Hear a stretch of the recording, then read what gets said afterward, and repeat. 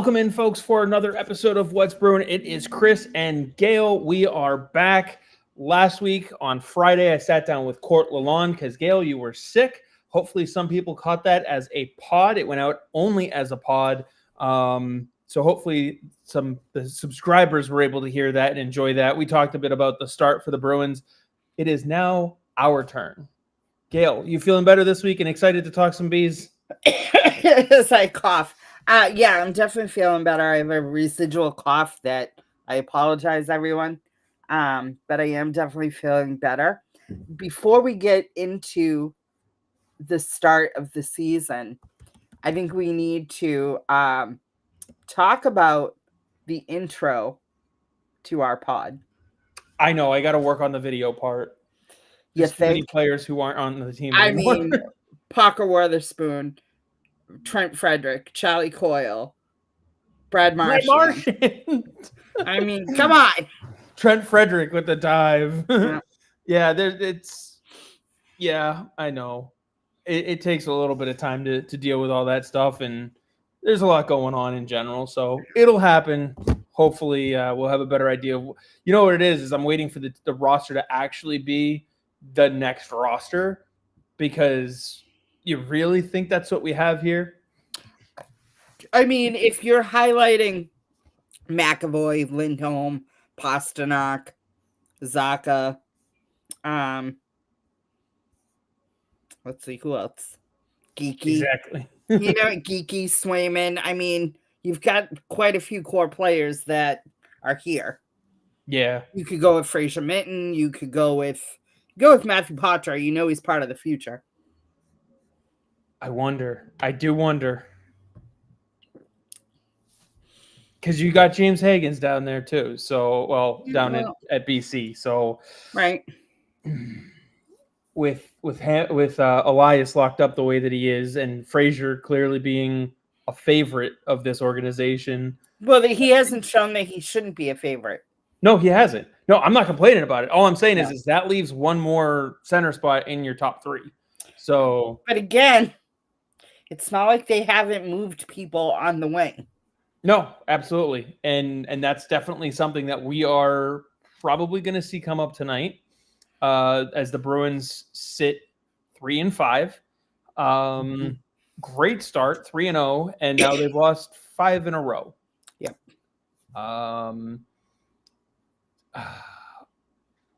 Where's your brain at around all this? My brain is, aside from the sick, because it's October in New England, everyone has a cough. Don't worry. Yeah, no, I just think that and it was tax deadline last week, and so it was full throttle at work, and everyone was sick, and guess who caught it? Of course. But I mean, okay, so let's talk about these games.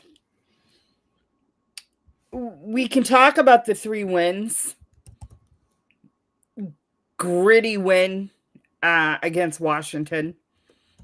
Really excited for that win because it was a gritty win.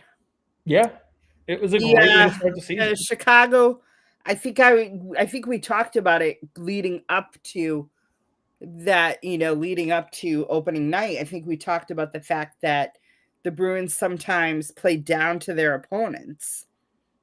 And I feel that the Bruins got pushed around in that game. Yeah, they won, but they got pushed around a little bit. And then Buffalo's Buffalo. And then Tampa Bay comes in and slaps them. Yeah. Tampa Bay was also the first time we saw a lineup change. Yeah. And that was when we saw VL go in. We've seen him for a couple games now. We've seen Easymont get moved up in the lineup. John Beecher has played a couple of games. Marat Husnadinov has come out for, one of those moves to occur. And then we saw some interesting stuff at practice. We saw Casey Middlestead get benched. Even in the Colorado game, Pasternak and Zacha, got called out and they got pretty much benched. So Sturm is not afraid to shake things up.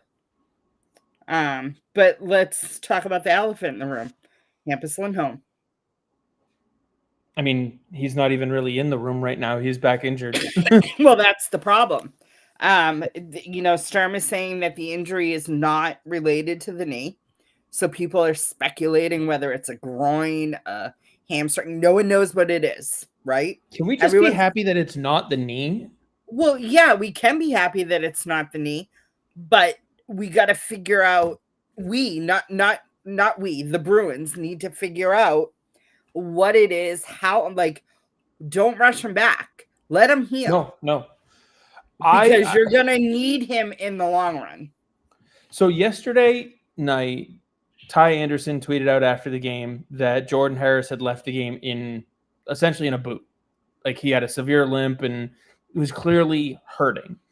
And in my head, I went, okay, so that means someone has to now end up on IR. It's going to be either Hampus or it's going to be Jordan Harris. Turns out it was Harris. We saw Michael Callahan get the call up today for that. But I just sit here and I wonder if Hampus Lindholm is pulling himself out of the game, because Ty also said that it was Hampus's decision to not play yesterday, that he was not good to go. Sturm said it. You don't have to take Ty's word for it. Sturm said it. Sturm said it. I saw it through Ty's quote of him. Sturm said it post game because he participated in skate, and then after skate or in the afternoon before the lineups were submitted, he said he couldn't go. So at what point do you put him on IR retroactive? I don't even know if they would be able to. I think at this point they'd only be able to retroactive it to Colorado because that's the last game he played. Right. Now the problem is that it depends on what it is. Exactly. That's why I'm like, what? If they obviously feel it's not severe enough to put him on IR, you know what I mean? Like, they're expecting him to be back sooner than Harris, because Harris now is out for a minimum of a week. Yeah. So he is out until the Islanders game at a minimum. Right. And he was going to get more tests done today. Sturm said he was going to get more tests today, and they would know the severity of the injury. So I'm sure he was going for an MRI, because the Bruins have the facility at the Garden has like the X-ray and stuff, but they don't have the full MRI in the building. Right. Right. So if it was an X-ray, they could have already had that done. Right. So they probably did do the X-ray. Nothing's broken. Great news. Is it a tear? Is it a stretch? Like, you don't know what it is. Because sometimes too with an X-ray, you can't necessarily see a hairline fracture either. Right. You know what I mean? You can see breaks, but you can't necessarily see a fracture. So I know some people are like, well, they should have called up Brene instead of Callahan. They right now need a defensive defenseman. Yeah, no, I was thrilled when I saw that it was Callahan, to be honest. So was I. In fact, someone had tweeted something out. I forget who it was, but the response that I looked up, they are averaging 3 goals a game. They are scoring 3 goals a game. If you were going to tell most Bruins fans that this team was going to average 3 goals a game, you would sit there and go, great, they'll lose some games 4-3. They'll win some games 3-2. They'll be right in every single game, and they should win more than they lose because they have Swayman in net and a defensive 6, maybe 7 that can hang with some of the best players. Right. So most people would take that because you would assume their goals against would be a little less than 3. It's not. It's 3.25. Your problem is defense. You don't address it by going and bringing up someone who's going to bring offense. Right. It just doesn't make any sense. You need to slow other teams down. That'll be more helpful. Now, and I will also say, by helping the defense in front of these goaltenders, the goaltenders' numbers will improve. Right. I agree. You know, I want to point out that one thing that Sturm said last night is that he was asked the 1-goal games. Other than Colorado, they were all 1-goal losses. You know what I mean? It's not like they're getting blown out of the building. Right. They lost 4-3 against Florida. They lost 3-2 against Utah. 6-5. 6-5 in Vegas. You know what I mean? So it's like, yes, they got outscored 15-8, but that's because of Colorado on the road trip. That's literally because of Colorado. And he said that the biggest thing is that the reason why is the mistakes, and they're individual mistakes. It's not the system, like Mason Lohrei last night. Yeah. You know what I mean? He got beat on 2 plays that ultimately led to goals, and they were mistakes. It wasn't that and it's not, he's not a bad defenseman, but someone asked at what point do you have him watch instead of play? Excuse me.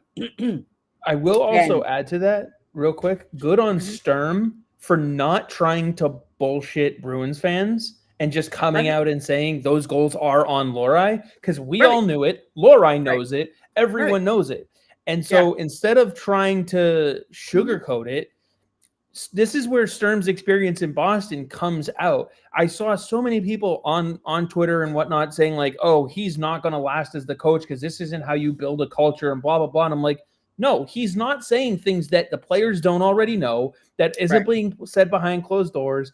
He is just not bullshitting the fan base.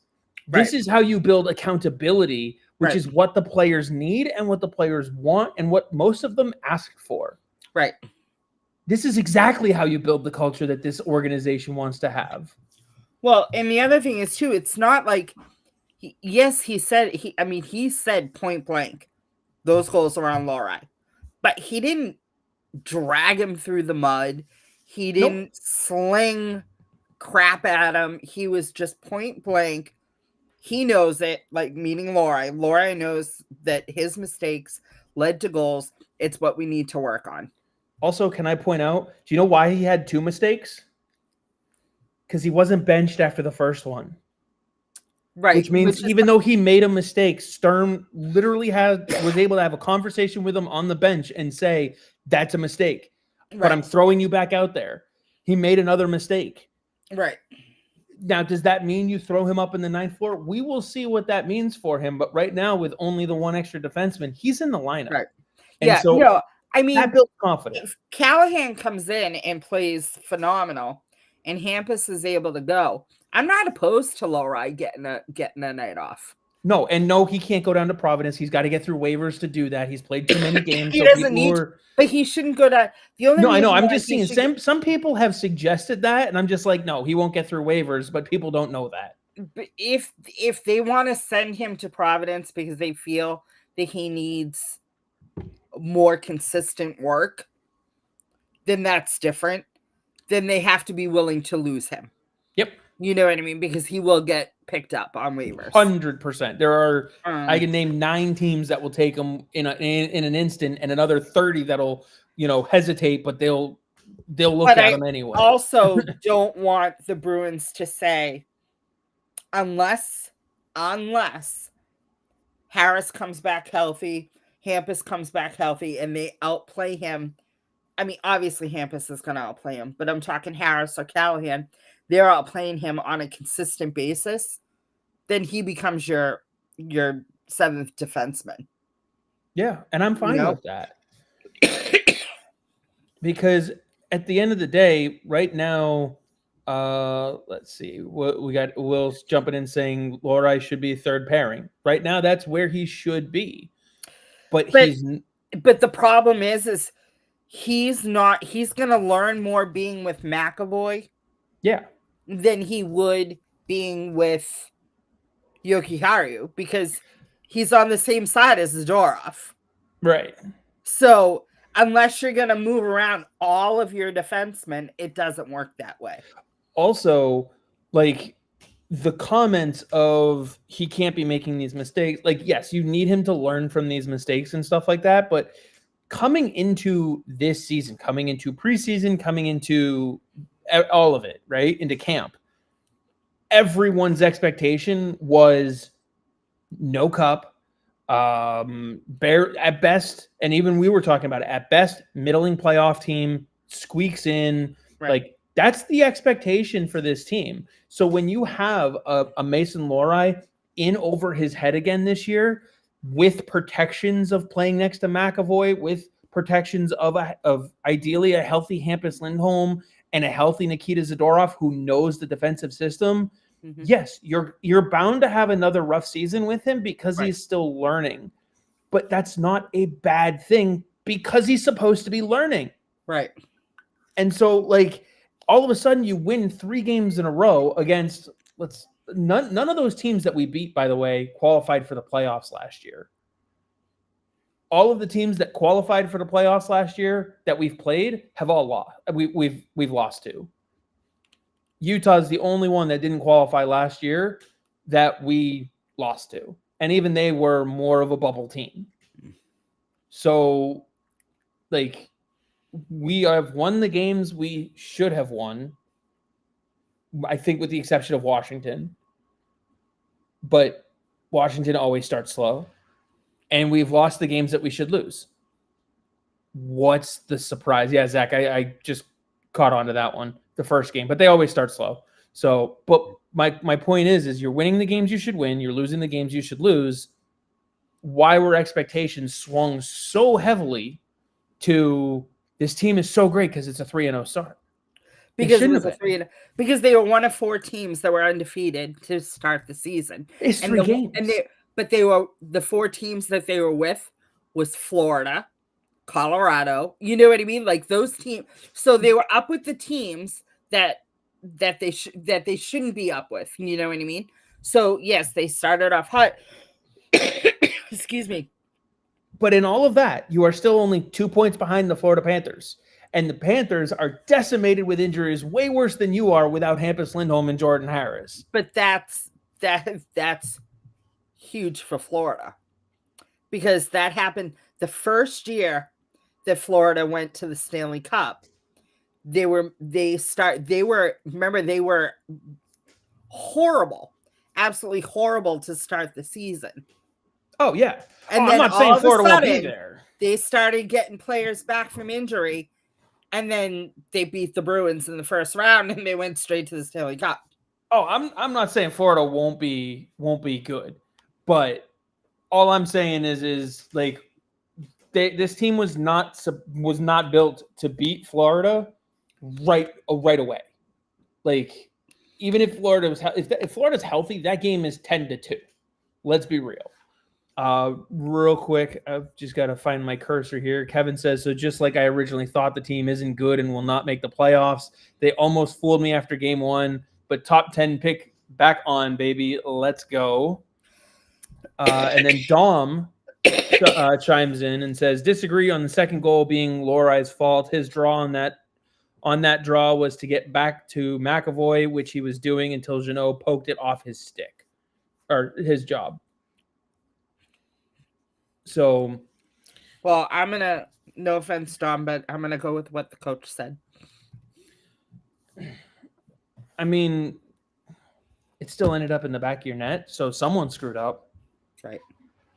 And I get where Dom's coming from. He's placing the blame on Jeannot on that one, but there still needs to be a bit of communication there between both of them. So, at best, 50-50, maybe.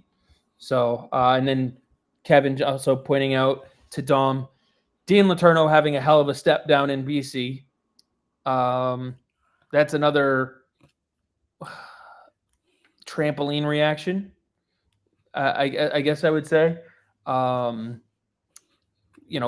seeing the extremes at the NFL club. We're seeing the extremes on Dean Letourneau.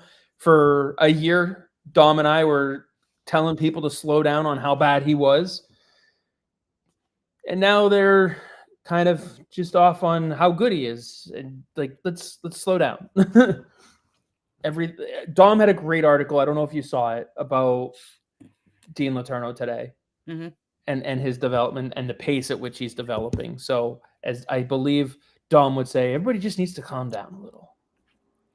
Well, that's not in Bruins fans' nature. I know. But we're also already seeing it. Call up this player, call up that player, all these things. Well, I mean, it's funny because Bruins fans want the young kids to play, but they want Lohrei sent down. Do they really think that Lysell, Merck, Poitras, Frederic Brunet, any of them are not going to make the same mistakes? Yeah. I don't know. That's why I just at this point I sit back, I look at it, and I laugh because they say on one hand, bring the kids up, then the kids make a mistake, and then 2 seconds later, it's send the kid down. He sucks. It's 8 games into the season, right? And by the way, a season in which, real quick, I know Kevin, you were not on the Dean Letourneau sucks train. I know. It's a season in which expectations should have been low. If you were expecting a deep Stanley Cup playoff run, then yeah, you're probably freaking out right now. But if you were honestly at this point, I would just say enjoy the ride because they're sorting some stuff out and it's fine. We can talk about it. Like where do you see Casey Middlestat filling in or, fitting in on this team? How do you think they're able to potentially get rid of this player in some way, shape, or form? What, like we can have those conversations, but, even if there was a way out right now, they just terminated the contract of Casey Middlestat like that with a magic pill. That doesn't mean Matthew Poitras is going to come up in here and all of a sudden they're averaging 5 goals a game. Like, Tom, patience isn't something doctors have. It's something we all need. Well, so as far as Middlestat goes, I mean, why is he being singled out? Oh, in my little rant there? No. Even anywhere. Why is he? Because they put lofty expectations on him. And it's 8 games into the season. You know what I mean? Like, Elias Lindholm, 1 point on the road trip. Pavel Zacha, 1 point on the road trip. Morgan Geekie, 1 point on the road trip.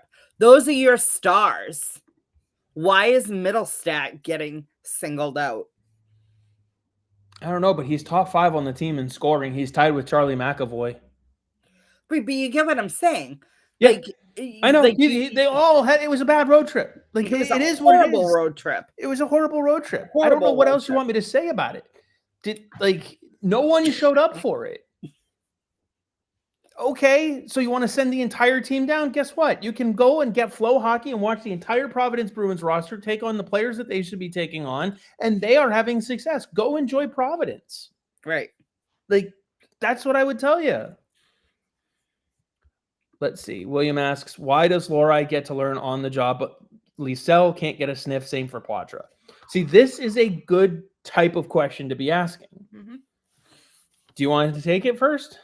Well, so because the mistakes that Lohrei makes, when you look at the depth the Bruins have on defense, they have to absorb those, right? They have to absorb him being on the roster because their depth on defense is not as deep as they thought it was. No, it's not. Right? And it's going to get tested. Right. It's going to get tested. Because how many times did we say the left was more deep than the right? Right.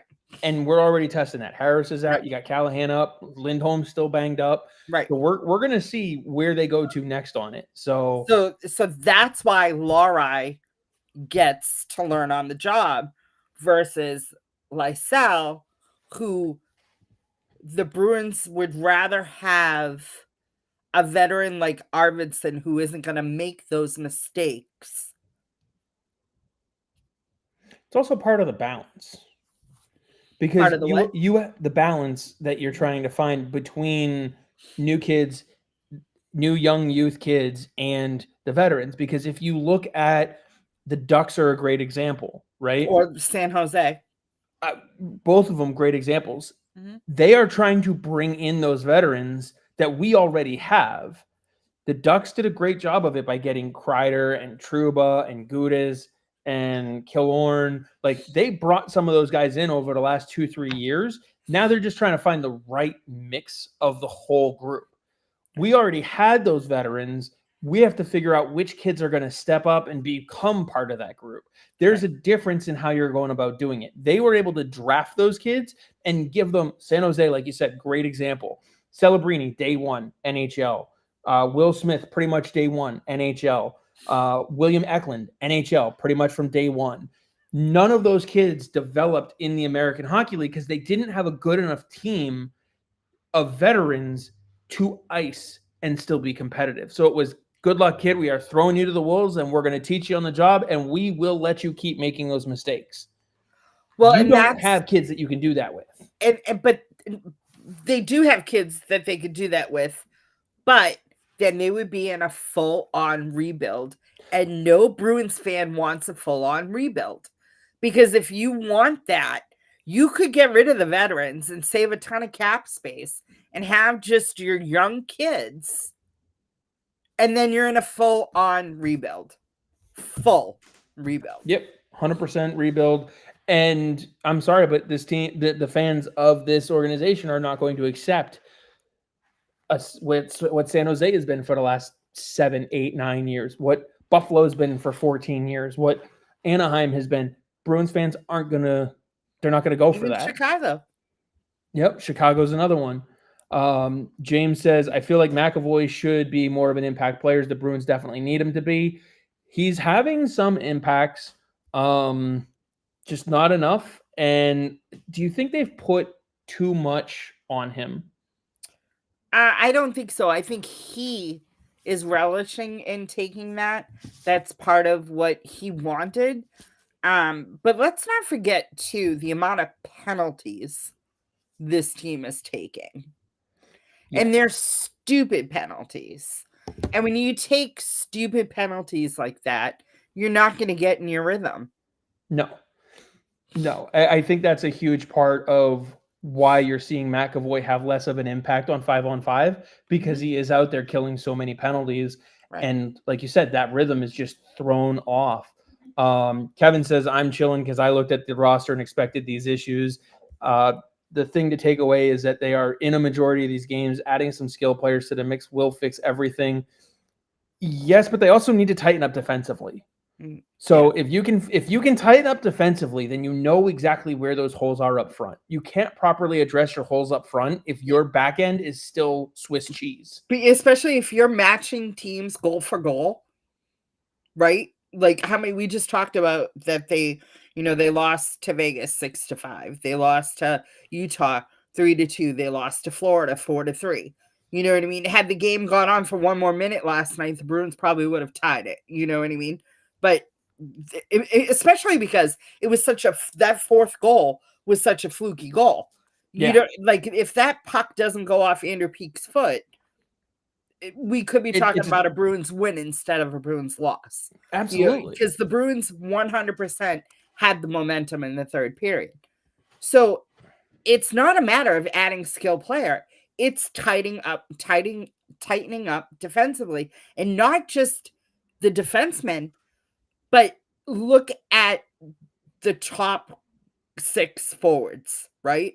Yep. Because the middle 6, the bottom 6 are playing great tight defense. Yeah, the bottom 6 have been fine. I mean, Janot's had some problems, but he's not the weakest link. If you're, and I know that their penalty kill isn't bad. They haven't given up a ton of penalty power play goals. But again, if you're constantly on the man shorthanded, your defense, whether then 5-on-5, is going to be gassed. Yeah, and I'm just now pulling it up real quick. Right now, you are. Where do you stand with penalties? I just got to find Boston on the list. For what? Penalties taken. You are, guess what? At the top of the list again, tied with Chicago, 41. Yeah. You are a net -2 in your penalties. Like, you have taken 41 and you have drawn 39 of them. It's great that you're drawing 39 penalties. That's a great thing. That's a great statistic to be at the top of the league in, because I think you're leading the league in penalties drawn. Nope, you're right behind the Panthers at 41. You're top 2 in drawing penalties in the league. That's not a bad thing. You need to get on the power play, especially if you're going to be in some of these games. The problem is you're getting other teams on the power play just as much. So I do want to get caught up on a few of these here. JD said they showed up. They just were overmatched. I disagree a little bit. I don't think they fully showed up to most of those games entirely. And as Dom points out, Vegas isn't the place to go a day early on a road trip to bond. Any other city would have been okay. I disagree. They're professional. And they don't have a lot of kids. It's not like you have all these kids. You have a lot of veterans on this team that know what road trips are about. You're talking about Nikita Zadorov, Elias Lindholm, Charlie McAvoy, David Pastrnak. They're all fathers. Yeah. They're not, you know what I mean? We're not talking Matthew Potter or Tyler Seguin. We're not going back to the other, the early days where guys go out and party all night. That's not what the NHL players do anymore. And if they can't handle the fact that it's Vegas, then that's the problem. Yeah. And honestly, Dom, I would counter it by saying, if a player proved that they couldn't handle going to Vegas a day early and having a team outing to bond in Vegas, chances are that's not necessarily a player that I want on my team long term. Like, you got to really evaluate who that player is and exactly what they do. Kevin says that he said he'll give me this. We had a discourse about Hampus Lindholm and his injury, if they should move on from him before the season. Says I'm starting to look like I may have been right on that. Kevin, we'll have to talk about that one. I don't fully remember the conversation, but I do remember we talked about Hampus a lot. Dom, what did Dennis Potvin say about defensemen? I'm not sure which quote he's talking about. So, Dom, share with us, please. Kevin says, I think there's a middle ground to it. This team clearly isn't a contender this season, and playing one or two of the kids this season doesn't make you San Jose.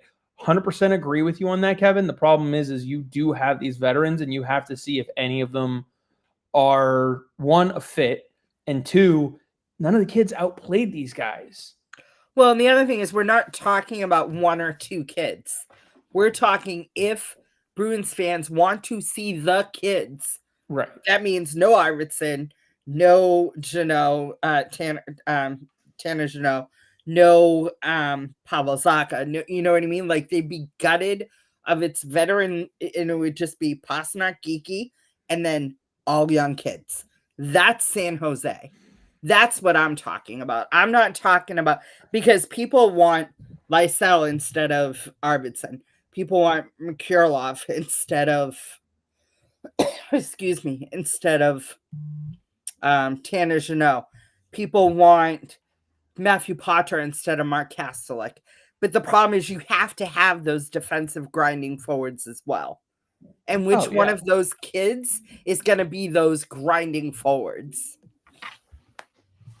Right now, none of them, because it's not their game. Like, it just, right now, I think the spot, or a spot, that you could look at the most, and I know you said, why are we singling him out? He wasn't the only problem. 100%. It's the 2C where you're sticking Casey Middlestead and swapping him with Pavel Zacha left and right, down the middle and on the left wing there.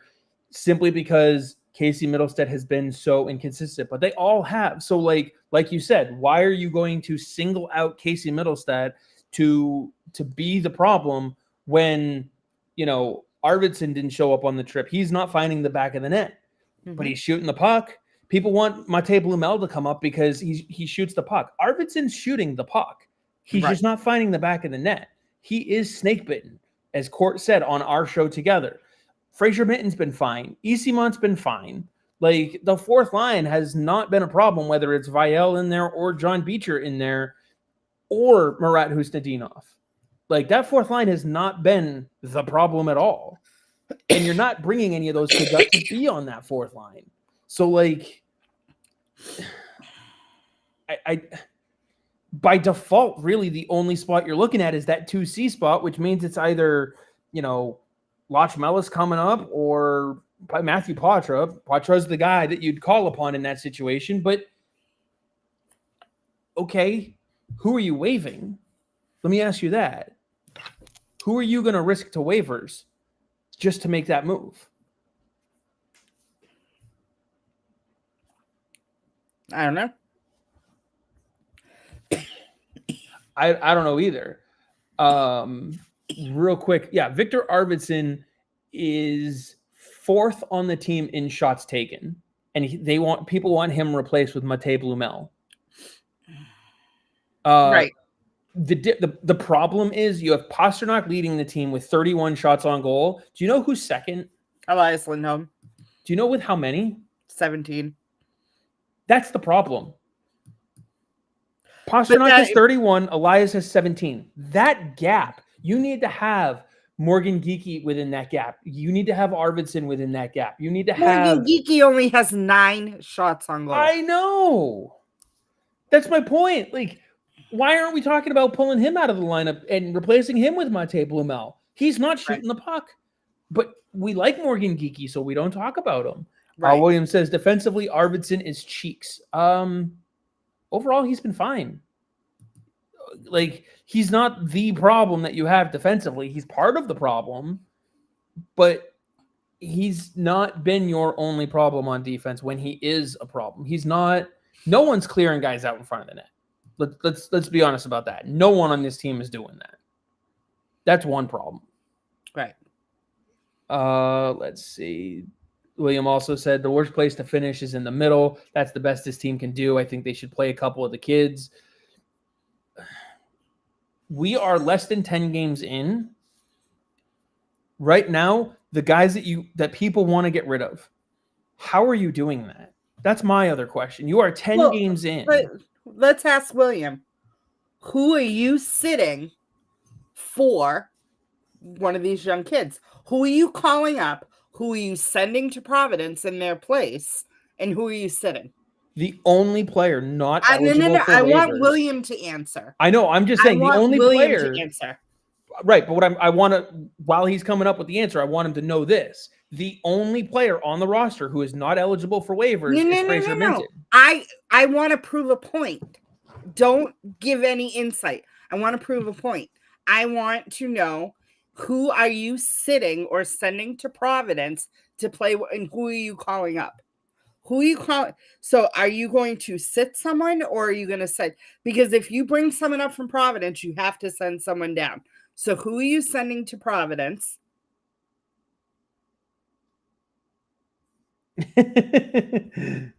Kevin, Gayle is feisty tonight. I like it.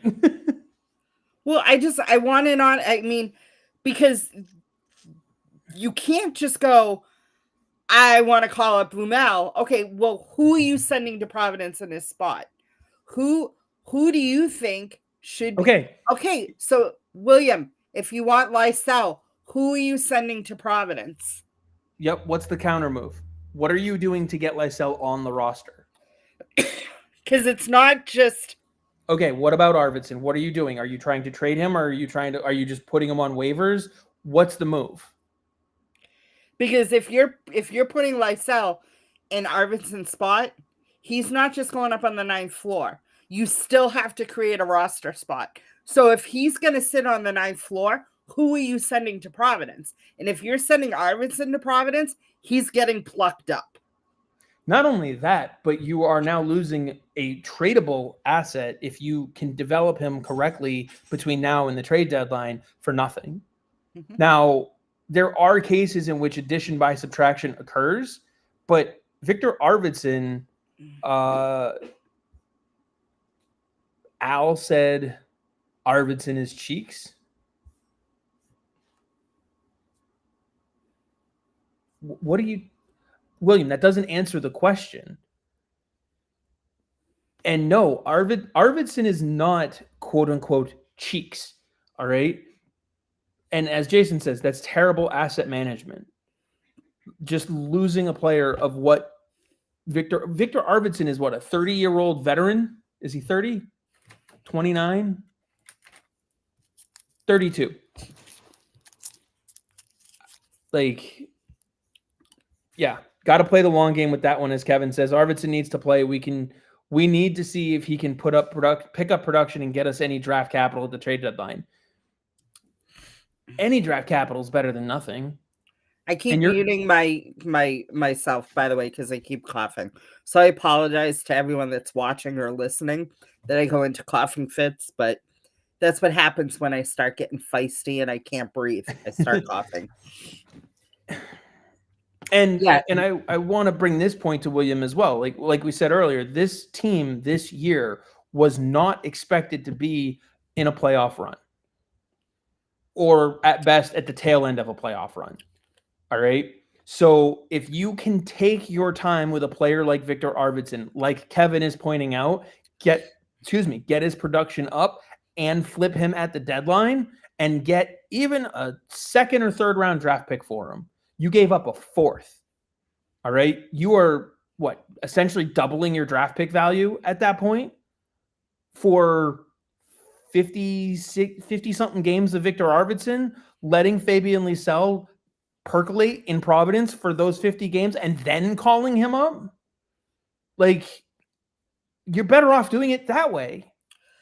Arvidsson is averaging 5 minutes less a game than Morgan Geekie, but he has nearly double the shots of Morgan Geekie. So why is it because Arvidsson wasn't a Bruin before July? Is that why? That would be my guess. Kevin, thank you.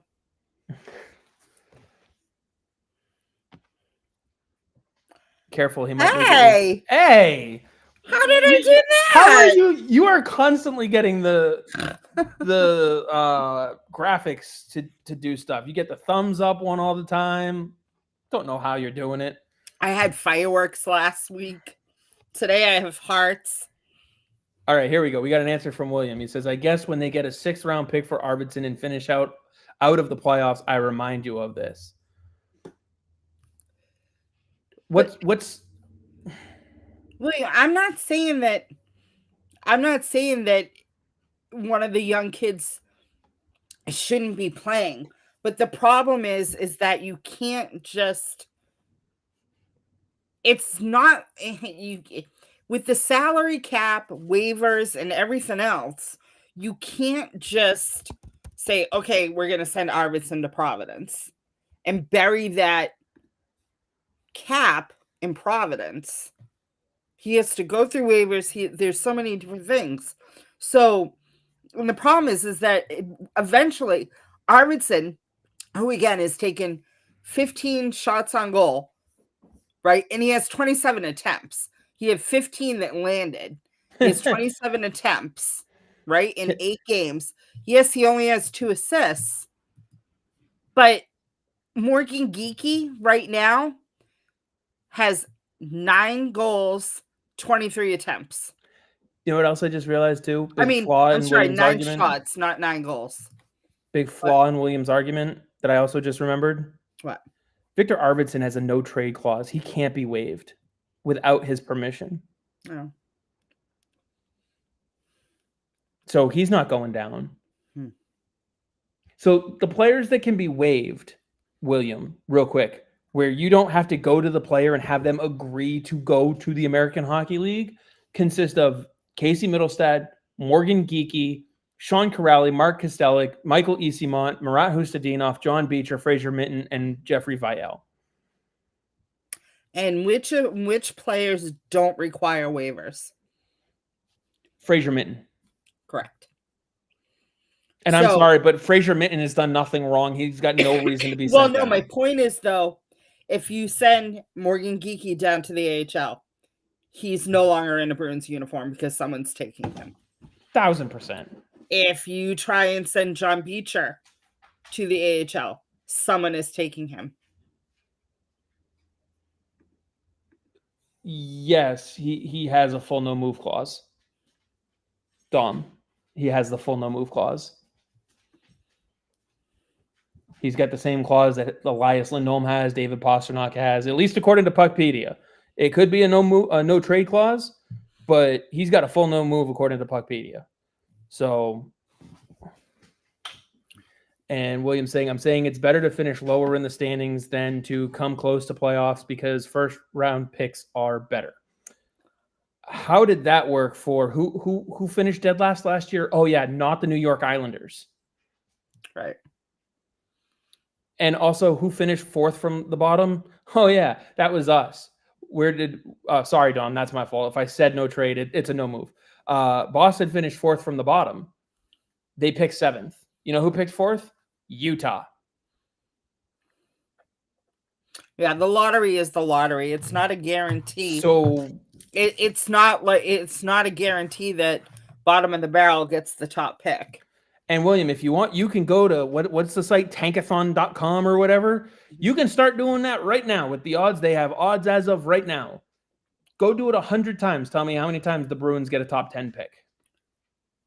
Because it's going to be a crapshoot either way. And William, and I'm not saying you're wrong when you say it's better to finish lower in the standings than to come close to the playoffs, because no one wants to watch their team limp into the playoffs and then get bounced in the first round. No one enjoys that, right? Of course no not. one does. But again, I'll use Los Angeles as the example. They got a hot goaltender. They were the number 8 seed back when they used to do the 1 through 8, and they won the Stanley Cup on the back of Jonathan Quick. Right? Oh, yeah. That was in the mid 2000s, I think.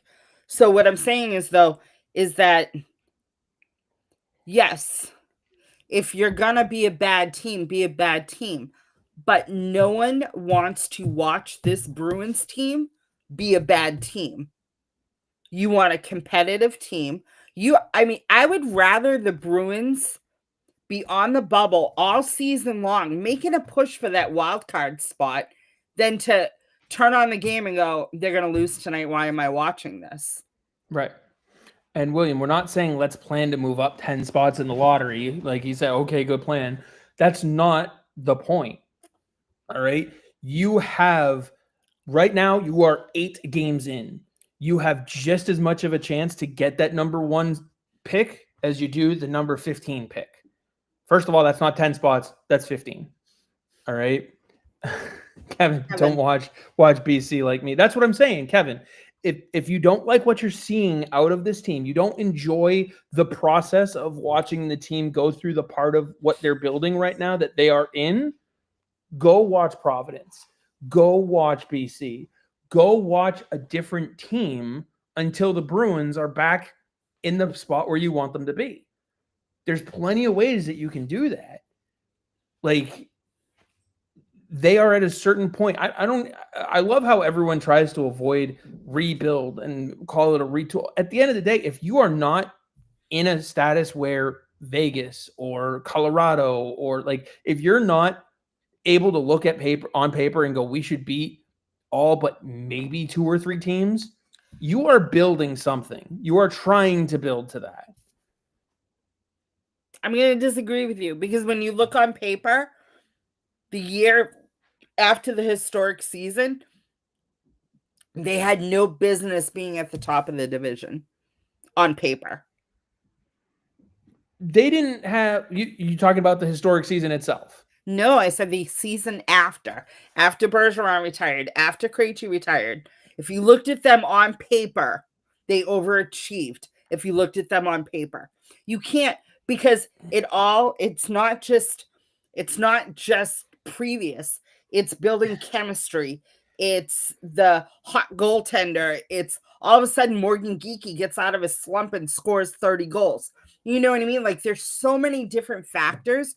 So you can't just look at paper and say they're exceeding expectations or not exceeding expectations, because that's not real life.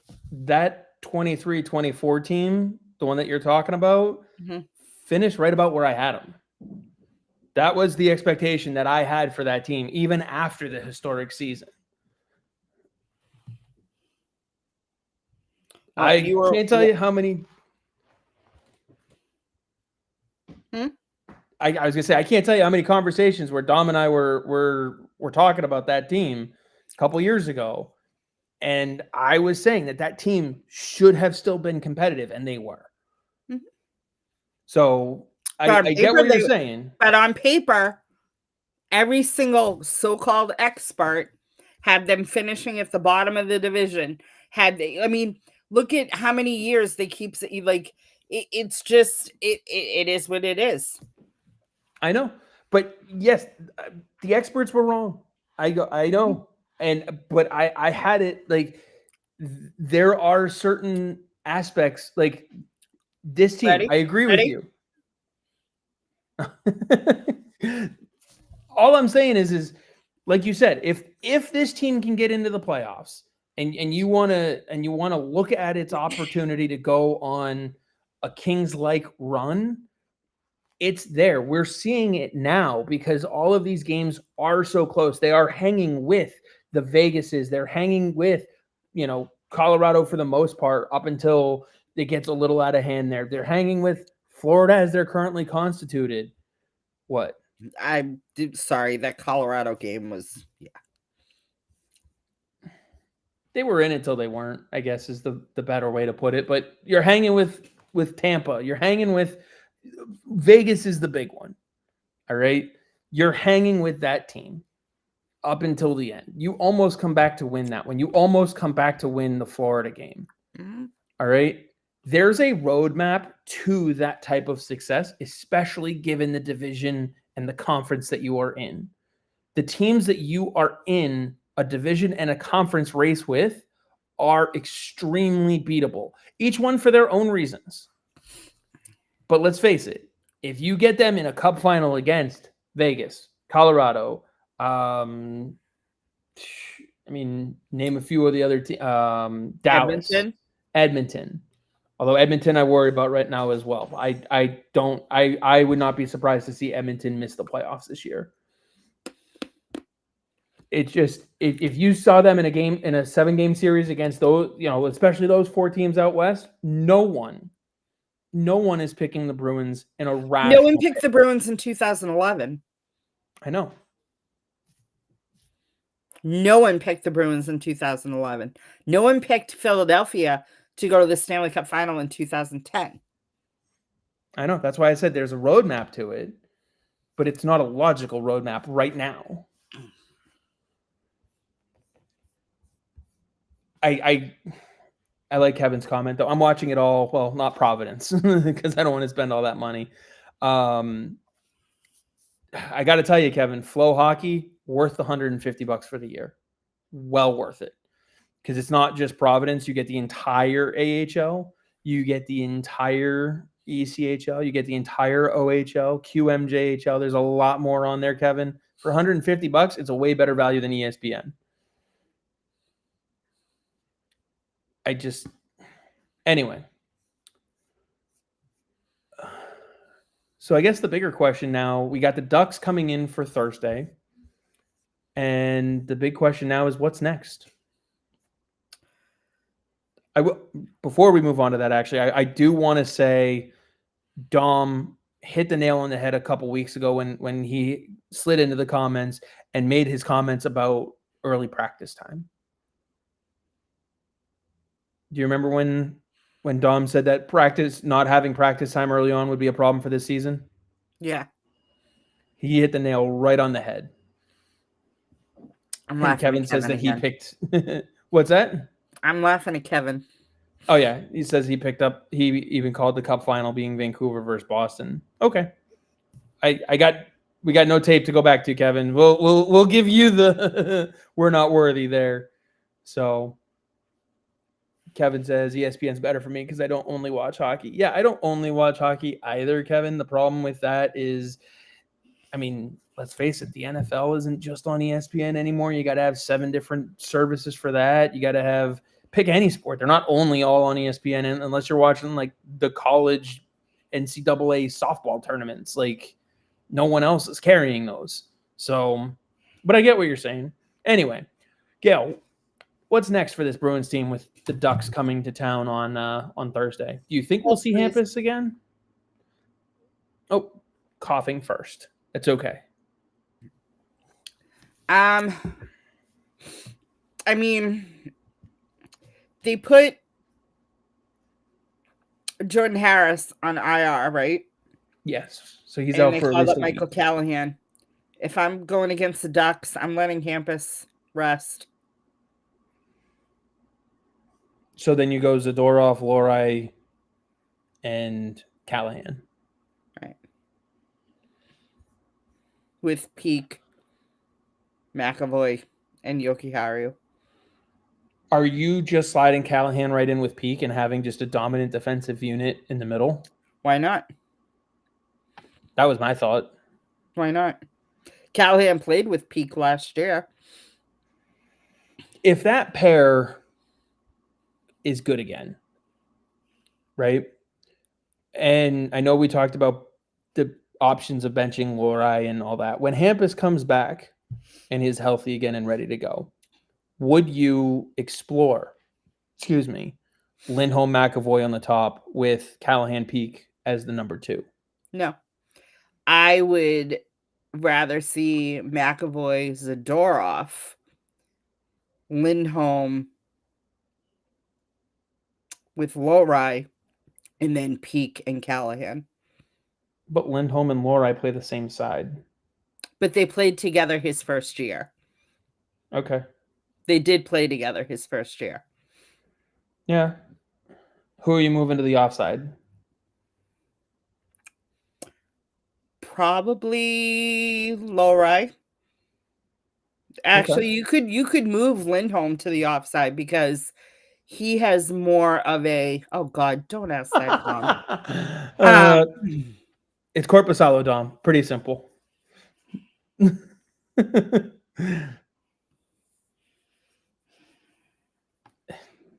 Dom had to throw that in there. Love you, Dom. We miss you.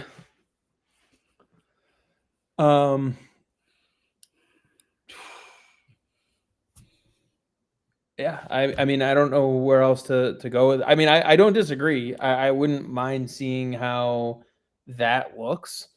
It also especially depends with tougher matchups, having and then you could always put McAvoy and Lindholm together against certain matchups. Yeah, I don't think we would ever not. Just like when Julian used to put Chara and Seidenberg together. It wasn't every game, but it was certain matchups. So you could put McAvoy and Zadorov together. You could put McAvoy and Lindholm together. I mean, I know you want to have your consistency on the back end, but sometimes you have to. Yeah, no, you have to play the matchup. Right. So when do you see this team getting back in the win column? Hopefully Thursday against the Ducks. Ducks are There's no reason why their offense can't score against the Ducks.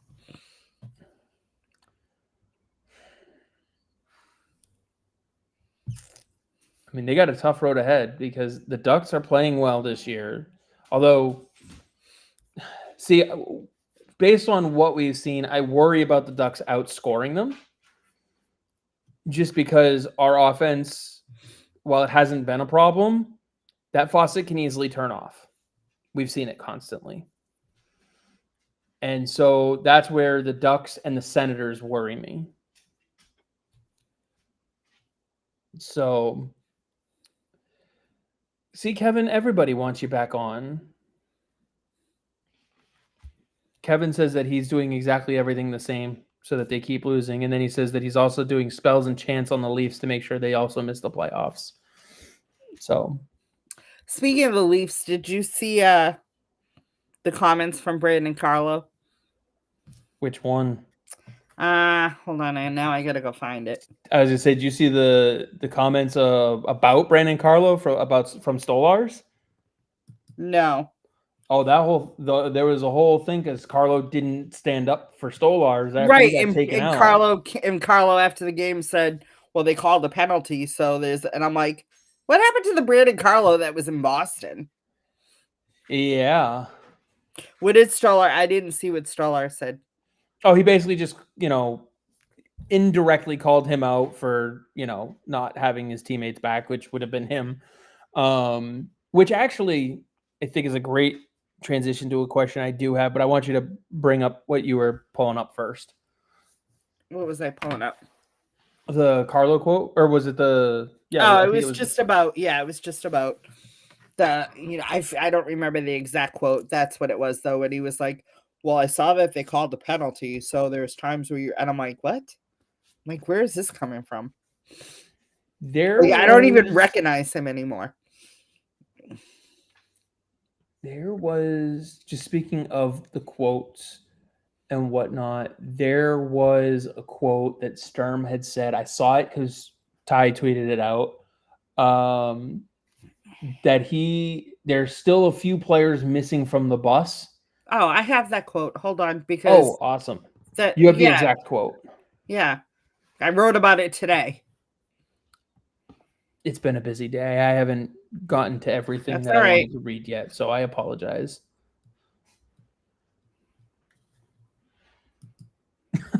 Kevin. Kevin says Gayle would be so hard if the Leafs missed the playoffs. That would be Leafs after dark.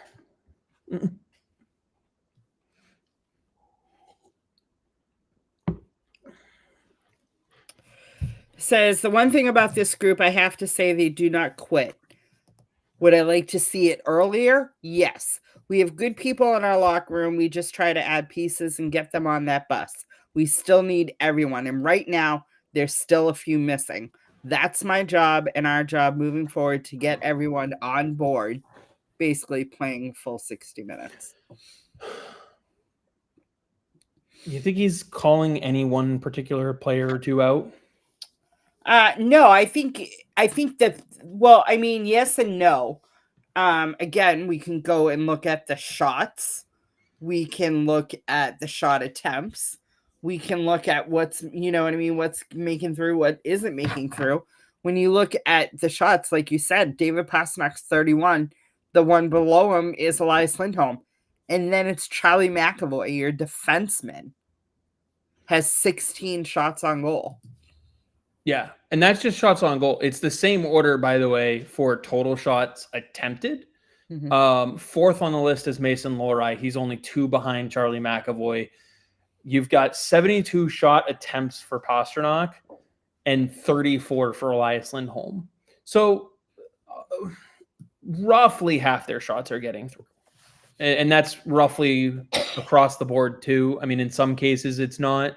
You've got a couple standouts like Yoki Haru has 25 shot attempts, only 9 have gotten through on goal. 20 or 23 for Morgan Geekie, 9 have gotten through. So, like, I guess the question I would have is, would you rather look at shots on goal or total shot attempts? I mean, either way, the story is still roughly the same. But well, I mean, if they're not getting through, then I don't care. If I could shoot the puck from the blue line, behind the blue line, and if it doesn't get through, you know what I mean. So I know that's why I'm saying, like, you're talking. Yeah, I look at shots on goal. I don't look at attempts. Yeah, you got 465 shot attempts as a team, and 72 of those, which is far and away more than anybody else, are David Pastrnak. That's a problem. And only 214 of them are shots on goal. That's a problem. So What is the goals for the entire team compared to the league? That's what I want to know. I just had that. Give me 1 second, Kevin. I'll get you the goals for.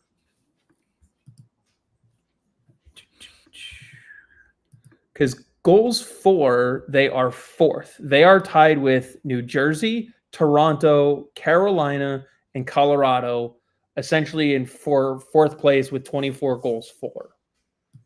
All right. The problem is they've allowed 26. And compared to the league low, by the way, is 13. Winnipeg, Colorado, and Washington. The league high is 33, and Boston sits at 26. Okay, you want to talk about shots on goal?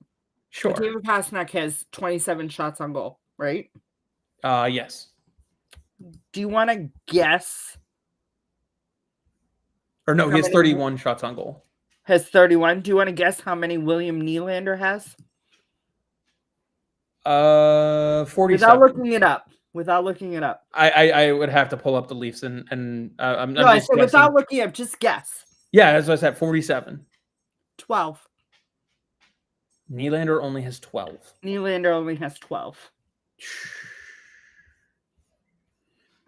William says, do you not think there is a correlation between skill and shots on goal?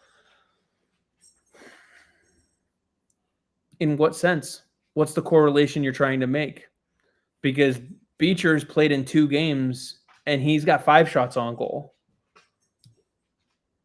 So that's my question. Like, what's the correlation you're trying to make? Is Beecher the same level of player as David Pastrnak? No. I would expect David Pastrnak to have more shots on goal. That's what you want him to do. You pay him to score. You don't pay Beecher to score. However, if John Beecher's not shooting the puck at all, that's a problem. Right. But the fact that he's on a pace right now, that if he were to play 82 games and he would outshoot Morgan Geekie, that's the problem. The problem is Morgan Geekie's not shooting enough. Your skilled player is not the one who's shooting enough. And yes, Kevin, biggest issue on the team at the moment is the puck goes in their own net. Like, that's the biggest problem.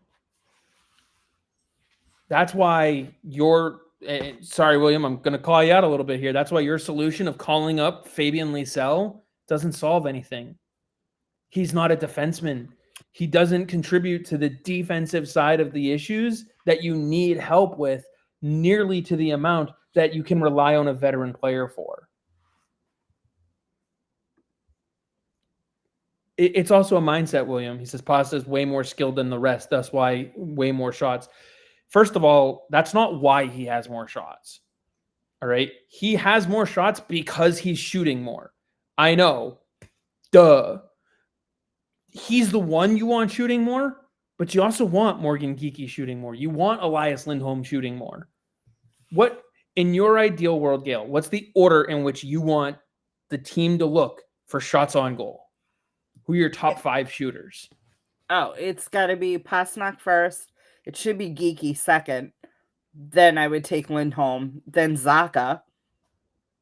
I would throw, if he's healthy, Hampus Lindholm. If not, Charlie McAvoy.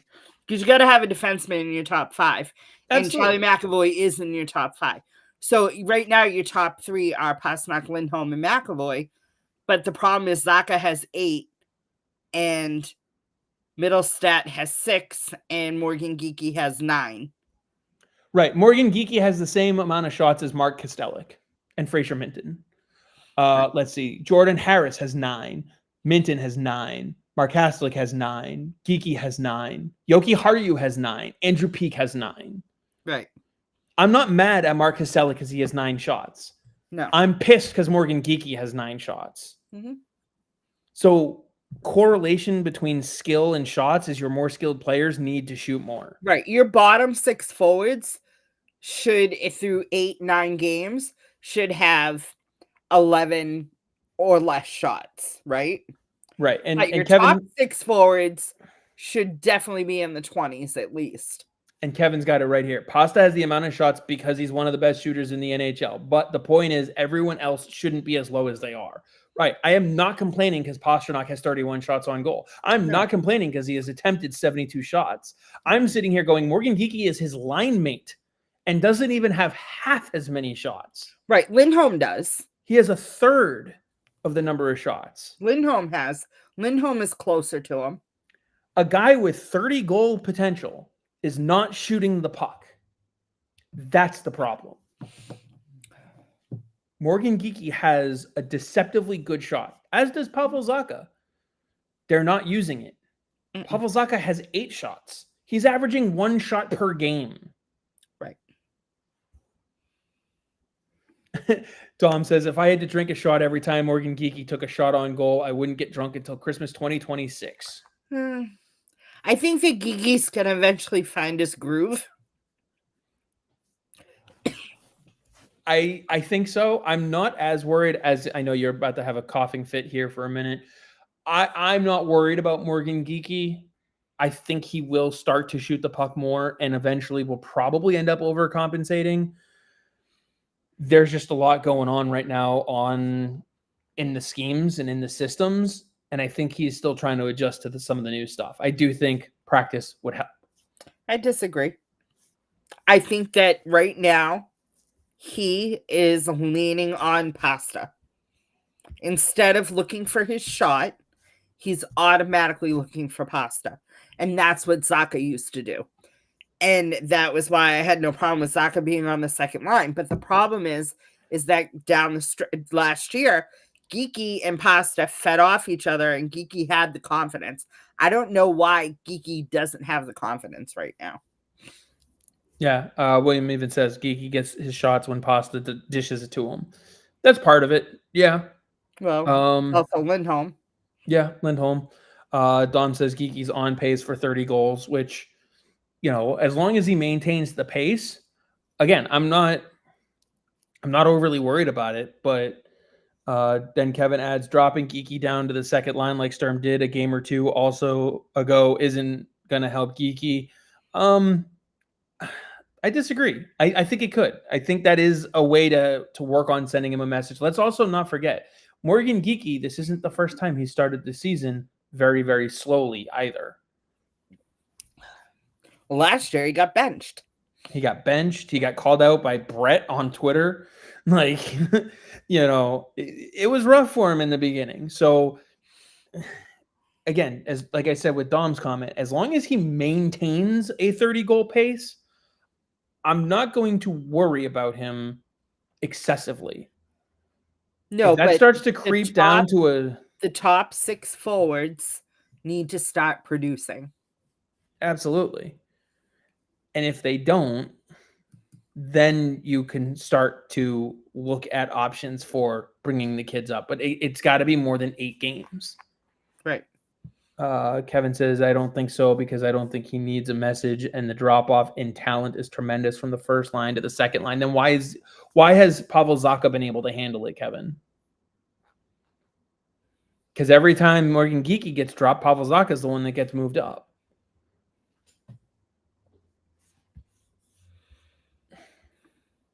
Pavel Zacha is averaging a point per game. He's not suffering just because he's getting moved around. In fact, if anything, I would say because Morgan Geekie needs to get moved around, Zacha's not able to settle in where he can get comfortable, and he's still producing at a point per game. So there's got to be a bigger sample. I think we all agree on that, or most of us agree on that. 8 games is not enough to simply go, that's the move I got to make. Right. And I don't even, as much as we want to see them win every game, we know that's not reasonable. It's about what are you looking for? We just played. I think this is where having played Colorado in Colorado last week and now playing them again this Saturday actually is a benefit to this team, because you are playing against the same team a week later. You can see over the course of that week, if you made some changes, because they've made changes, how different are you? If they lose 7-1, then you made changes in the wrong direction. But if they're able to lose 3-2, and you look a lot better playing against that team, you've made progress. Not as much as us fans would like, but Kevin says, what does that have to do with Geeky? Zacha and Geeky aren't the same player. Geeky's success came from playing with that line, not away from it. Kevin, when you make a move with Geeky, moving him down, and you move Zacha in his place, you're moving 2 players now. It's a domino effect.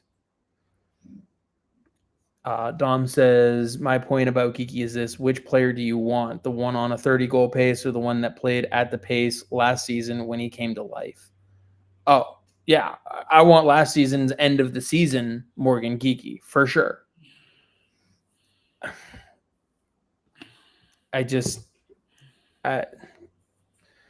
The top 6 need to, first of all, they need to settle in. If you look at the top 6, they're kind of where they should be 8 games in. Pasternak has 10 points. Elias has 6 points. Geeky has 5 points. Zacha has 8 points. It's not like they're crapping all over the place. Somehow Middlestead has 4. Right. But the problem is that they're not scoring as much. A lot of their points are helpers. Yeah. You know what I mean? So I think that's why people are frustrated. You have 13 different goal scorers on this team right now. But I do agree with Karen here. I think we need to work harder and start focusing on the puck, keeping the puck out of the net. Like our own net is basically where she's at. And as we've been saying most of the show, their problems are defensively. Right. Good night, Dom. Everyone was complaining that they weren't going to be able. Bye, Dom. He gets a bye, Kevin, and a bye, Karen. What about us? I think, yeah. I think he was referring to us as the kids. Because we're the ones bickering like kids. What was I saying? I mentioned that we had 13 different goal scorers on the team. But you were talking about, I think, how they are scoring, but the top 6 are mostly getting assists. No, so what I was saying is, so if you look at... Sorry.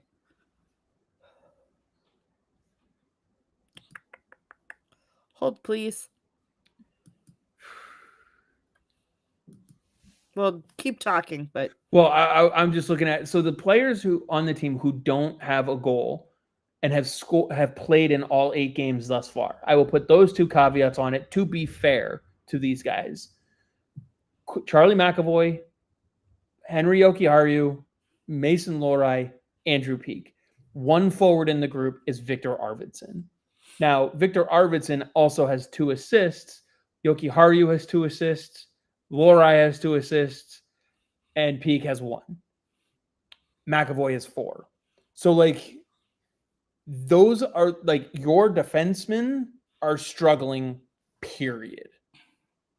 They're struggling in their offensive zone, they're struggling in their defensive zone. And then of course you got Hustadinov with 1 assist, Lindholm with no points, VL with no points. I'm not really worried because Jeffrey Vial doesn't have a point. That's not what you're paying him for. Well, and he's only played 2 games. Exactly. I'll give him credit, though. He does have a shot on goal. So. And Kenny. Well, Peeke had a nice goal against Florida, just wrong net. Kenny, if that had gone in the correct net, I think they would have DQ'd it for kicking motion.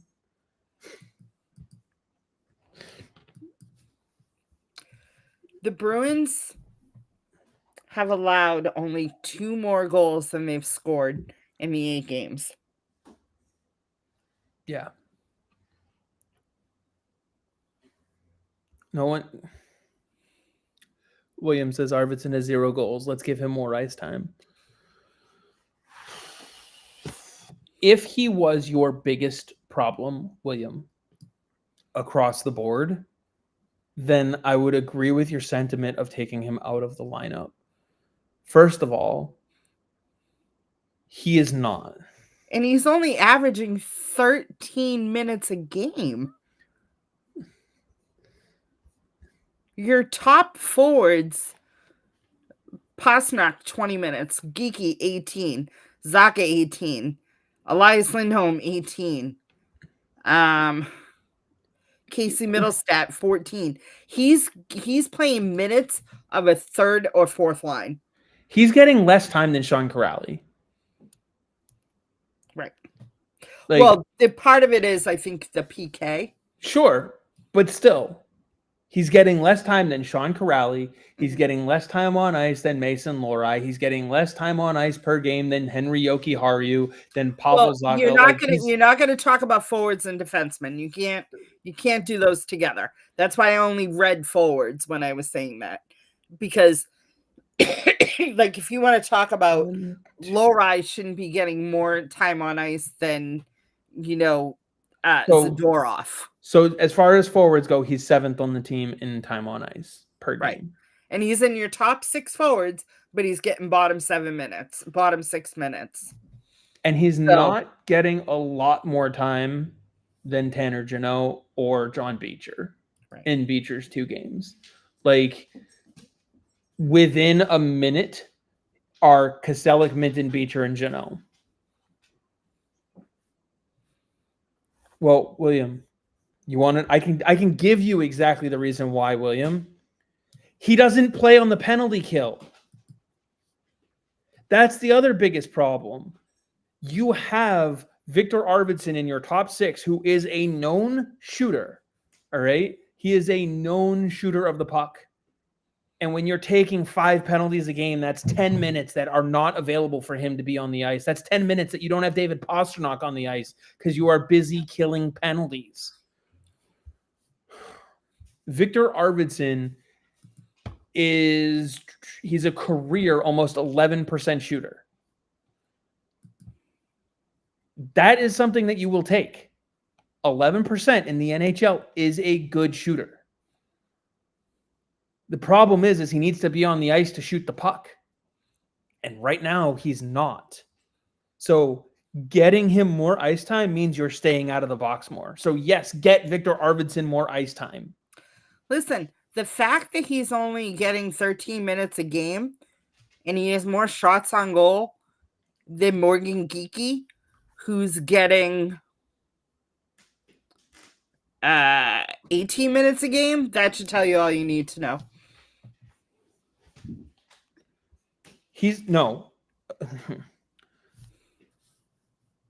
When you say awful defensively, you are trying to compare him to an elite defensive forward.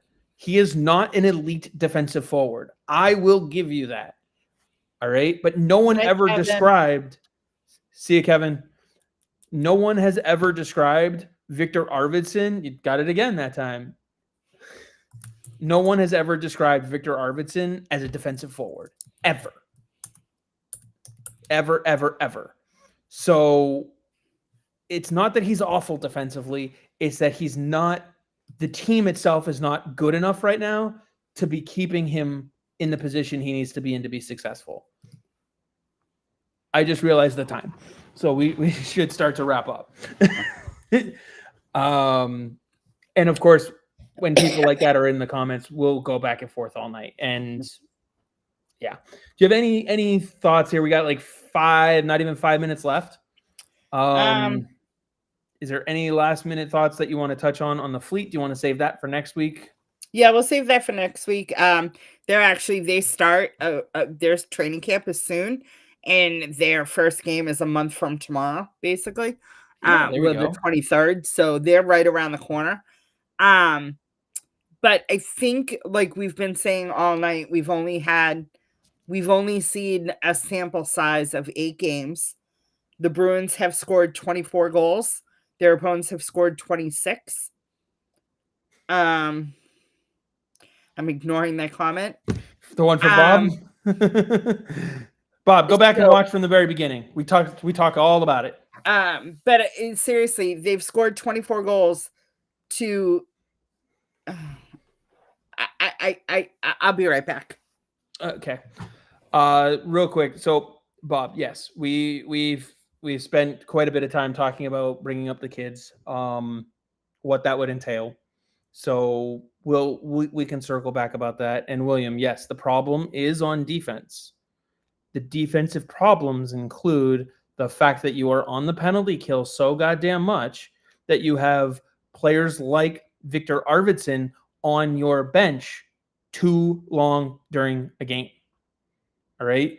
So you can have multiple problems. All right. I'm going to talk to you like you're 5 because that's where these stupid questions are coming from. You can have multiple problems at once.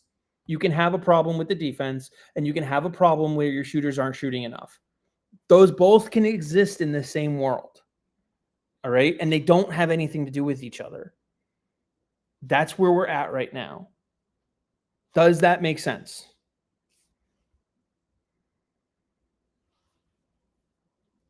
Gayle will be right back. So I want to make sure that what we're going over makes sense. There she is. Welcome back. Thanks.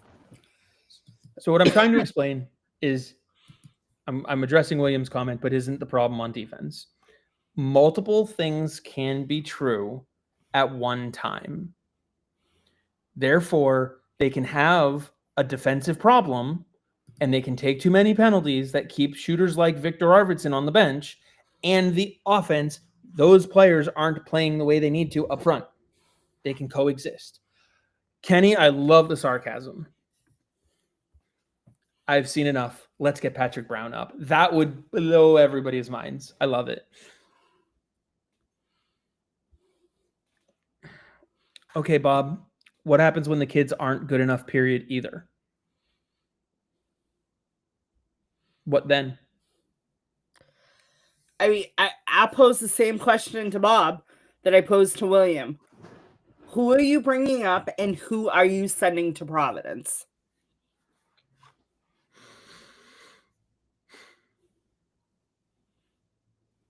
I mean, I think he means you're the Sharks, not the you're the Sharks. Seriously, Bob, I understand you want the kids to play, but who are you sending to Providence? Because you can't just play the kids.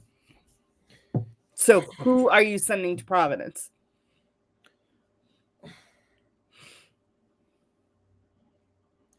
And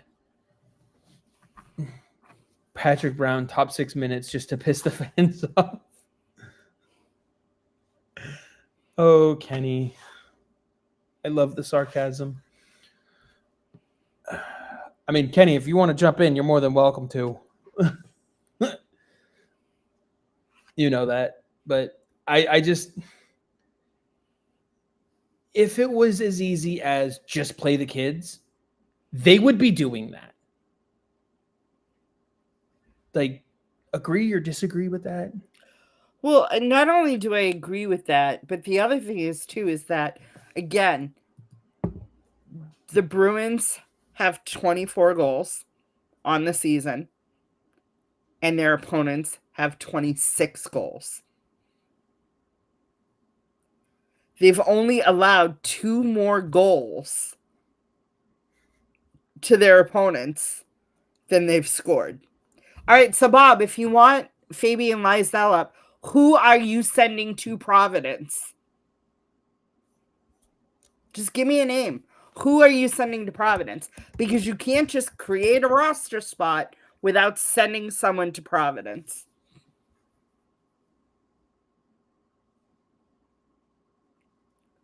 Okay, so even if you send Jeffrey VL down, what does that accomplish? Because you have to sit someone from your lineup. So who are you sitting?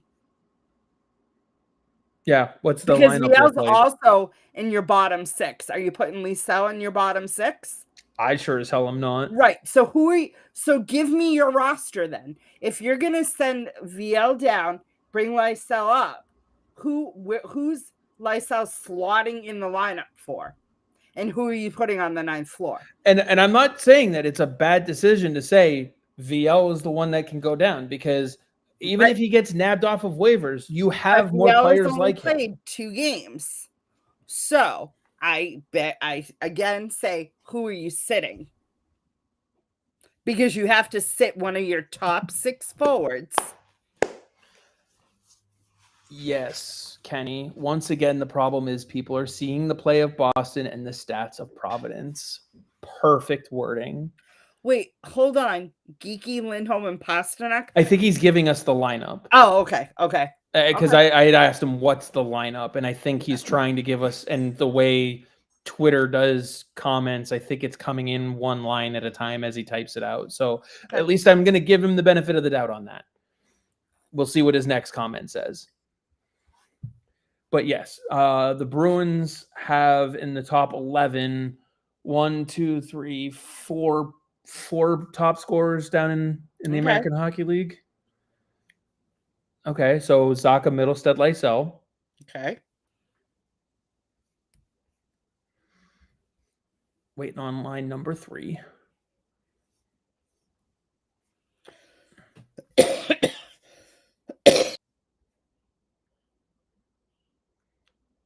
I'd be willing to bet that it looks something along the lines of Minton, Arvidsson, probably Jeannot or Easymont.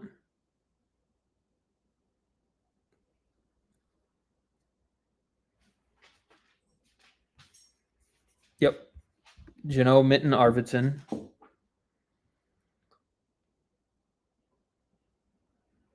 And fourth line probably will have Corrali, Kostelic, and well, we know it won't be Vial. Beecher. Oh, you are still muted. Easymont, Corrali, Kostelic. Kastelic. Working on it. It's a work in progress. Sorry. And then your extra 2 skaters at that point would end up being Beecher and Husadinov. Husadinov and Beecher. Again, don't hate the move. Don't hate the lineup. But did you watch Fabian Lysell down in Providence? Yes, he played very well offensively. I want to applaud Bob. Thank you for a thoughtful answer. Yes. And to actually answer the question. And it makes sense. Right. Like I said, I don't hate it. Right. I can't even say I would Although I'm not really liking Minton with Jeannot and Arvidsson. I was gonna say I probably would switch Jeannot and Easymont in that lineup. Yeah, give him a little bit more speed, a little bit more offense. Although I might even consider Husadinov, Minton, Arvidsson. Right. But that's what I'm saying. But that's the third line is the only one where I'm like, Right. And I want to also thank Bob for not sitting there going, oh, and then Blumel and Patra and all this other stuff that doesn't fit the scenario either. Because, like you said, thoughtful answer. I'm not making fun of it. I promise. No, like I don't disagree 100%. With it. That's why I said I 100% applaud him for actually listening to what we've been asking, because most Bruins fans just say, "Bring up the kids." Well, who are you bringing up, and who are you? Bob, I don't love it either, but that's the hand I'm dealt. Fair enough. What I also don't love about it, Bob, not gonna lie, I don't like the idea of losing Jeffrey Vial on waivers. I'm not 100% sure he would get through. I think he is an underrated, scrappy fourth line guy who has found the puck in the back of the net in Providence frequently enough. Someone nabs him. Right. But I'm not losing sleep if I lose him, though. I'm not losing sleep if the Bruins, not me, because I don't play for the Bruins. If the Bruins lose Jeffrey Vial, I'm not losing sleep. Right. That's what I mean. I don't love it. if they try and send down, I would be more upset losing a veteran forward that is a proven goal scorer. Yes. Than someone that's going to play on the fourth line. Can I also say, Where's his ceiling? If you can get the other problem I have with this lineup is what's my second penalty kill unit look like? Like what do your PK units look like? You got Lindholm. Well, that's why he's saying you can mix and match the fourth line so Beecher can slot in because you've got Corrali and Kastelik. That's one PK your two unit. forwards, and you've got Zacha and who does Zacha usually play with? Lindholm. And then if you needed a third pair, could you do Mint and Geeky? Like that's what I mean. Like, what's your third? I would go Jeannot before I would go Minton. Okay. Jeannot with who? Geeky. Okay. But if you can, and this is where I go, if you can get a player like Minton or Jeannot or Geeky, or like if you can get even Arvidsson to play better defensively to the point of being able to be on a penalty kill, I would rather lose John Beecher to waivers. I think he has a better shot at sneaking through. Kenny says VL would be a tough loss from Providence, not Boston. I like VL. No sleep lost, though. All right. Kenny, though, how many times did we talk about Jeffrey Vial last year while watching Providence? He finds scrappy goals. He does. And he is also not one who gives up on plays or up on games. So, and I'm not saying John Beecher is. I just think that as bad as it sounds to say, I think Vial has a higher scoring ceiling than John Beecher. Beecher's just faster, which means he screws up quicker. Bob says, I think everyone's PK except Pasta, Arvidsson, Middlestat. I mean, yeah, it also depends on who's in the box too. Right. That's a big one right there. Yeah, because I mean, if Lindholm's in the box, then yeah, you're probably going to have to use Zacha and Geeky, for example, because you don't have Lindholm, and you need someone who can take faceoffs, and Zacha, Geeky, and Beecher's low on that list. Yeah, so even like if we look at shorthanded time on ice just from last night's game, the forwards. Sean Corrali had 3 minutes, Mark Kastelik 250, and then Tanner Jeannot had 1:34, and everyone else was just sprinkled. That was just last game. Right. Okay. If you look at the Mammoth, shorthanded time on ice, Beecher had 2.5 minutes. Kastelik had 4.5, basically 4.5 minutes. Corrali had 5 minutes. Zacha had 2.5 minutes. And Fraser Minton had 1:30. You know what I mean? So it's like your key penalty killers are Sean Corrali and Mark Kastelik. Those are your two number one penalty killers. So I also want to bring back Kenny's comment here about people seeing the play of Boston and the stats of Providence. Kenny, I'll even go so far as to say they're not even looking at the entire stat line for Providence, because they see Providence as 4-0, which is great. And the Bruins were 3-0. But I also want to give you this stat line. Goals against average 1.98 versus 3.01. Save percentage of 93.1 versus 91.0. Who do you think has the better numbers? Boston. One's DiPietro and one's Zazacek. Oh. Well, yeah, okay. Zazacek is outplaying DiPietro, and they have 1:10 less time.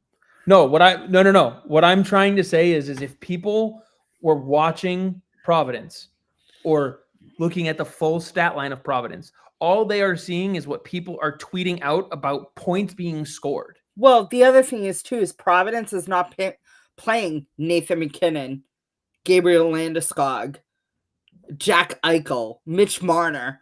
They're not stopping those forwards. You know what I mean? Right. But they're seeing Fabian Lysell, 6 points. They're seeing, hat trick for Lysell, And 4 points in a game. And he's not scoring on Aiden Hill, Bobrovsky. You know what I mean? Like that's the whole point I'm trying to make. Right. So Kenny's point of people are seeing Boston, Providence numbers, watching Boston play and seeing Providence numbers. They're not watching the games. Right. Notice how no one's calling for DiPietro to get called up though, and to get rid of Korpisalo anymore. That seems to have died down quite a bit. I'm not even seeing hate on Swayman this year. I've seen some. I saw a little bit. How he's out of position, how he's but that's not shit. That's not hate. That's if you want to pick apart a goal, that's different. Picking apart correctly though. He let in 6 goals against Vegas. He only let in 3 against Colorado. You know what I mean? But on the other side of the ice, the Bruins scored 5 goals in Vegas. You know what I mean? So and they barely tested Akira Schmid. Right. They barely tested him, which drove me nuts. So let's talk about that. Jeremy Swayman has already faced 155 shots. 155 shots.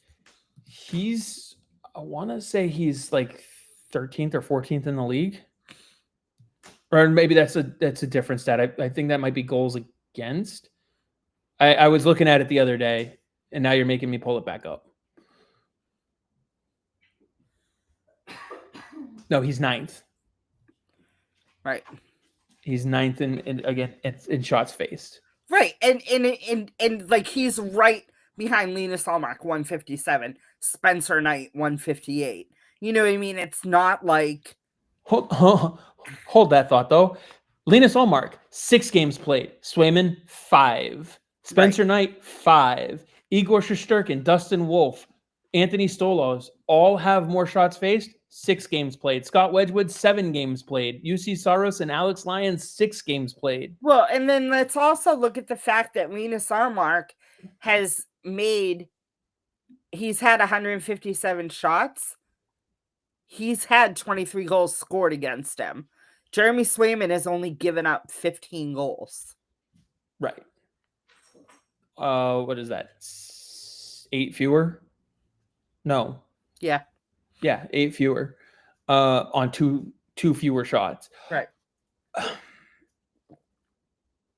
It just and they have the same record, 2-3. Yeah. And Jeremy Swayman's save percentage is a 903, where Linus Ullmark's is 854. You know why it's such a big differential? Huh? You know why it's such a big differential? They've only played 5 and 6 games. They're not, the sample size is small. Right. Like, I don't think people realize that. Like, let's put it this way. Andrei Vasilevsky has given up 14 goals. Linus Ullmark leads the league in goals allowed. Right. 23. Right behind him is Dustin Wolf. Mm-hmm. Jeremy Swayman is 11th, and he would technically be tied. We've got 1, 2, 3, 4, 5, 6, 7th. He's tied for 7th with Joey Decord, Alex Lyon, Philip Gustafson. He's only 1 behind Andrei Vasilevsky. Right. But goals against, where is he? By the way, should we start the freak out train because Brandon Bussy's 2-0? No. Excuse me. Oh, man. I'm waiting for that one to start. the 2-0 Brandon Bussey. Let's not compare lineups though, shall we? So, Bob asks, is it time to worry about Hampus Lindholm's durability? No, 2 completely different injuries. Last year, you can't help taking a puck off the knee and having the one unprotected area of your body. So no, I wouldn't worry about it. Yeah, and the way he plays, he's susceptible to injury. Like, he plays the game hard. He goes all out all the time. Like, that's what you want from an arguably number one defenseman. Like, when he is healthy and he is on his game, he is a number one defenseman. I think that's one of the things that we've learned in the last year plus without him in the lineup. Mm-hmm. So I do look around the league, Bob, and I look at, there's a lot of things that as a fan you look at and go, it could happen. Like, and I'm not necessarily saying Hampus Lindholm trading him is one of those things, but like, how we as fans feel about a player is a lot more removed from how the organization and their teammates feel about him as well. Mm-hmm. So it's a lot easier for us to go on like Puckpedia and be like, oh, well, their contract is ending in a year, so perfect candidate to move, right? Like, on paper, sure, it makes sense. But like, Alex Tuch is a name that is going to come up a lot because he's due for a new contract in Buffalo. He wants to be in Buffalo. He's from the area. It's that just says a shock. Right. It says a lot, though. Like, would I love for the Bruins to trade for Alex Tuch? Absolutely. But if he doesn't want to leave Buffalo, if you're Buffalo, why the hell are you trading the one guy in the league who wants to play for you? Right. That's the dumbest fucking thing you can do.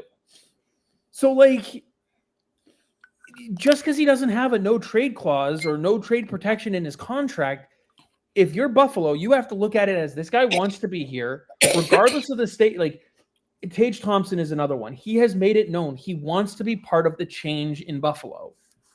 Like, the players are trying to fix that organization. It is what it is. It's not all working the way that they want to, but they're trying. But Tage Thompson and Alex Tuch have made it known they don't want to leave Buffalo. They want to be part of the solution in Buffalo, not another player to leave. Mm-hmm. So could you trade for one of those players? Yeah, it's possible. I'll tell you what, though, it's a hell of a lot easier to do it in NHL 26 than it will be in real life. Because even as much of some of the questionable moves as Kevin Adams has made, he's not dumb enough to trade two players who want to be there. Right. That's the reason why they traded JJ Peterka, because he didn't want to be there. Mm-hmm. So, like, it's not as simple as, oh, well, just go trade for Alex Tuch. And I'm not saying that's where you're coming from, Bob. It's just Hampus Lindholm means a lot to this locker room.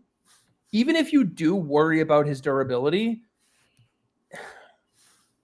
he's wearing a letter. That says something about what the room thinks of him, whether he's healthy or not. He missed how many games last year? And he still got a letter for this year. I don't think fans realize exactly what that impact means. Mm-hmm. So whether you worry about him or not, he's got to stick around. Anyway, that's my last little rant. Okay. You have anything to add or reply with? No. Any other final thoughts? I know we kind of tried wrapping it up a little while ago, but right, but I didn't want to ignore Bob's no, I didn't comment. And again, applaud Bob for not only coming up with a solution, but a reasonable one. Right. And Bob, I'm not saying that you are advocating for trading Hampus or any of that. Like, that's not where I was going with it. Most people, when they do bring up a player's durability, immediately then followed up with ship them out of here, which Of course, that means somebody else has to want that player. It was just curious about him staying healthy. Yeah, absolutely. Like I said, whether you're worried about it or not, you kind of have to back the player anyway. I mean, let's look at how many surgeries Brad Marchand has had in the past 3 seasons alone. 5? Right. Including double hip surgery in one off season, right? Right. So, I mean, players nowadays are just built a little bit differently, the way they take care of their bodies. I don't think that the injuries that he has suffered are career-ending injuries. I just think that with it being this early in the season, they need to allow him to heal. Yep. As opposed to if it is a groin or whatever it is, again, we don't know what it is. We just know what it isn't. It's Right. not upper body and it's not the same knee as last year. Right. That's all we know. Right. So, and it's, my guess is if he pulled himself from the start the other day, it's something that has that come and go feeling. Yeah. And so it's probably muscular, and he was Probably a probably, yeah, Probably and a he's, burn. I mean, I really hope it's not like a hernia or something like that. Like, it wouldn't be the first time that we've had a player get a sports hernia early in the season. Yeah. I would say that, and try to play through it. Mhm. If it is something like that, I'd rather him get it handled and dealt with now. Mhm. Like, I mean, like we said, the expectations for this team were not high to begin with. As much as we want to say they were, or the organization wants to say they were, you are better off, if it is that type of injury, shelving him now and getting him back later. Everyone's pushing for the Olympic break, and it's going to be condensed schedule. And that's the other thing too, is people need to remember the first half of the season is very condensed because of the Olympic break. Yeah, you just played, what, 8 games in 15 days? Right. Something like that? Right. Now, some teams, it's only going to get worse. Right. You know, there are some teams that have had 3-4 days off between games early on in the season. Mm-hmm. It'll all come around, though, because a lot of those teams, they're at home right now, and that's the part that sucks. So, you know, we've got 8 down, almost just about 10% of the season, and yeah, not a great grade so far, but plenty of time to turn it around. No, and again, they're not getting blown out. Right. They're in even the games that they've lost, with the exception of Colorado, the 1-goal games that they've lost. Again, Vegas, Utah, Florida, and I forget the Tampa score. That was a 1-goal game too. Right. So you look at those games and you look how they're right there. And a lot of those games, the Bruins scored first. And they're not letting up the late period goal. I mean, with the exception of last night, but again, fluky goal. Yeah. You know, but they showed no quit last night. So I think that it's like Marco Sturm said about the bus. They need everyone to get on it. And they need to find the right mixture on the bus. And they're working on it. So Bob's last comment here, it's a moot point with Harris on IR and Lindholm game to game, but with the way Lohrei is playing D right now, he was probably a candidate to get sent down, assuming he is still waiver exempt. Well, first off, he's not waiver exempt. No. Second of all, I don't think right now you need to build Mason Lohrei's confidence, and I don't think sending him down, waiver exemptions or not, helps with that. Mm-hmm. He knows, as Sturm has said, he knows that last year Lohrei did not have a good year. Lohrei knows that. It's about putting that behind him. And right now that's creeping in because of mistakes that are being made one mistake is going to compound into two mistakes. That's what we are seeing. And the worst thing that Sturm can do is not allow him to rectify those in the game. Like, the worst thing he can do is sit him for 5 games and not allow him to be in those situations to be better. Right. Now, is it the Saturday that they play?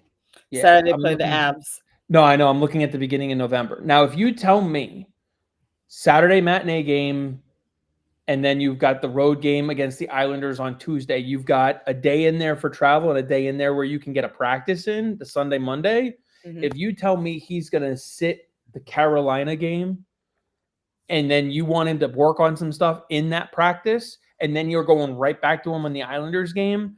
Well, that's different. I said I could him for 5 games. No, I know. I'm just saying. I'm okay with him. But who are you sitting him for?